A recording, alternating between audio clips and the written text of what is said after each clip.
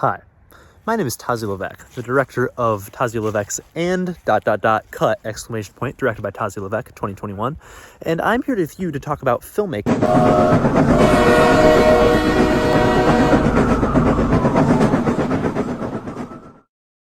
Alright, so I'm going to do something a little different this time because I spent a lot of time editing the last video and I don't really have time because it's Christmas. And so now I'm going to be speaking to a camera like Luke does. So last month, me and Luke started this channel, The Train Police, so that we could talk about all the movies we've made and also present all the movies that we're going to make in the future. And I kind of wanted our target audience to be younger filmmakers or people who think that they can't make movies. They actually can because we've done it. We've done it successfully. We've done things that we liked and with literally nothing, no money at all. But something that comes with that is that sometimes you make a movie that you're not really proud of, or sometimes you're in a situation when you're making a movie that really isn't ideal. And so we're going to cover everything. We're going to share everything. There are short films that we're not proud of that we're going to post on this channel, and it's going to kill the analytics and stuff. This film that not a lot of people watched, but you could if you want right now, is actually probably my least favorite, maybe second least favorite thing that I've made. But I learned a lot of things from it, and I just don't think that you should be discouraged from making things that you're not necessarily proud of. So for some context for this video, my junior year of high school, I was in the new media program at the Wilson Talent Center. And there I learned the basics of color theory, sound editing, photography, and at the end of the year, filmmaking, which is what I went there for. And so by the time you get to the end of the year, all the other things were interesting, but I used all those and applied those to making a short film. And of course, I had already made a short film and I was there for filmmaking, which not everyone was. And so I led the project. And so we were like, okay, what are we gonna make?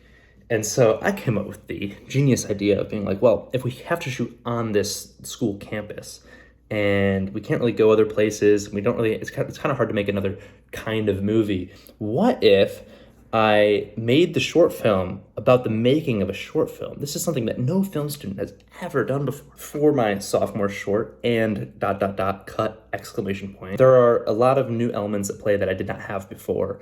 For starters, we had actual pre-production. With The Feet, we just kind of raw dogged it. And with this, we actually had to write a script. We had to create a shot list. We had to plan out what we were gonna do.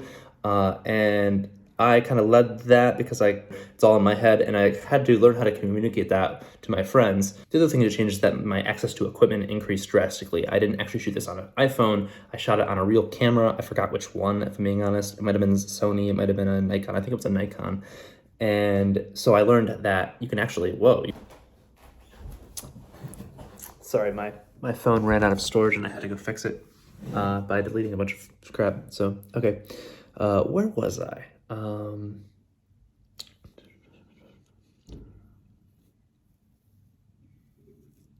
I think it was something about actually being able to control the depth, which you can't actually do with a phone, but I'm gonna need to go review the footage.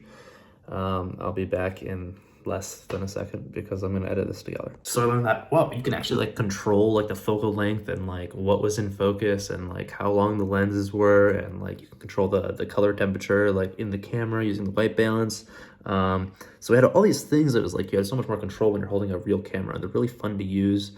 I should probably get one. Using a real camera with a zoom lens also allowed me to do an absurd amount of dolly zoom, something I would indulge in for the rest of my filmmaking career and hopefully into the future because they're really fun, even if you don't have a real dolly. We also had lighting equipment now, which was great because when you actually are using a real camera, your phone is not adjusting to the light, and when you have the ISO too high, you get a bunch of grain. And so really the main solution that you should do is just actually light your shots. And in the process of actually having lighting, it really elevated the visuals from the first film that I made because I didn't pay attention to lighting there at all. And while I do think The Feet looks better just because the movement is more kinetic, this one actually does there's split lighting there.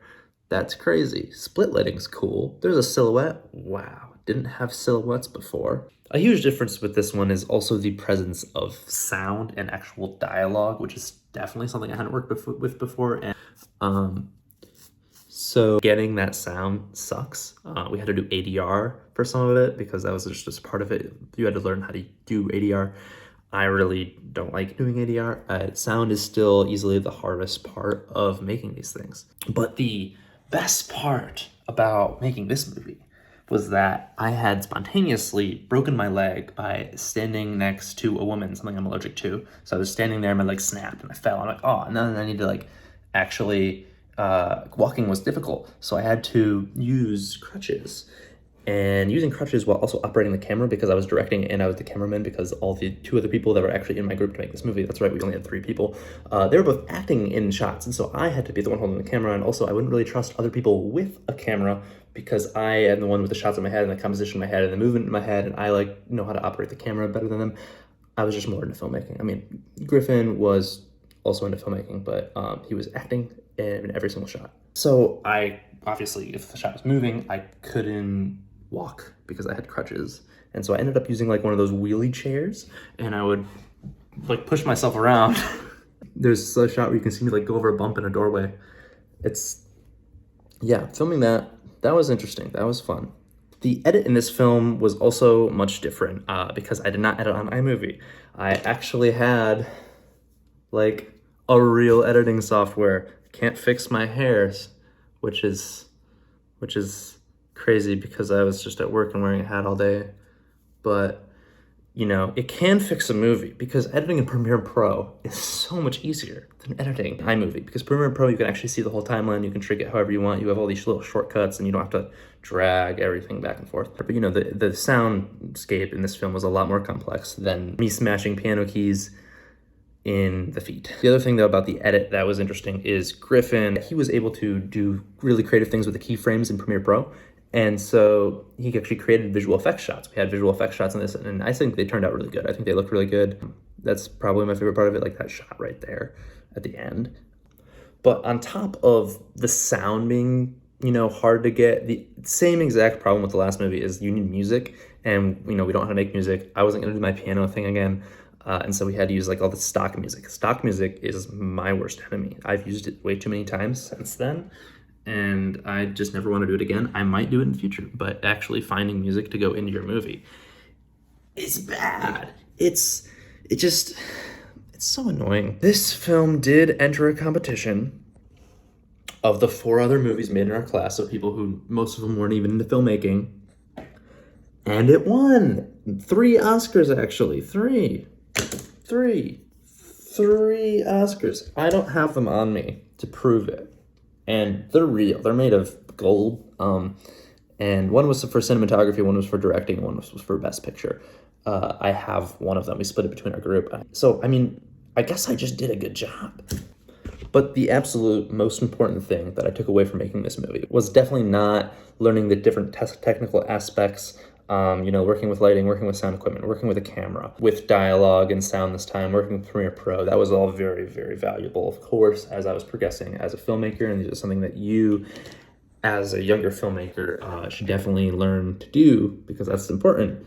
But the main thing, actually, is learning how much of a collaborative process filmmaking actually is. Even for a movie this small, which was mostly just all in my head, the thing you have to do is you actually have to learn how to communicate your vision to other people. And since I wanted to direct, that was something that I had to do. You know, with the feet, I was working with my brothers, but this was different. This was my first time working with like actual other people who I wasn't actually really that familiar with. We went through each step of production together, and I was really scared that I was going to come off as like pushy or controlling because I had this idea and I think it's good, I'd go with it. But I actually learned how to take everyone's input and incorporate it into my vision. And so there were some things in it that I don't love, and there are some things in it that I think are great, and they both come from other people, and I think ultimately the end product is better because of it. It's a neat practice in both humility and in pride.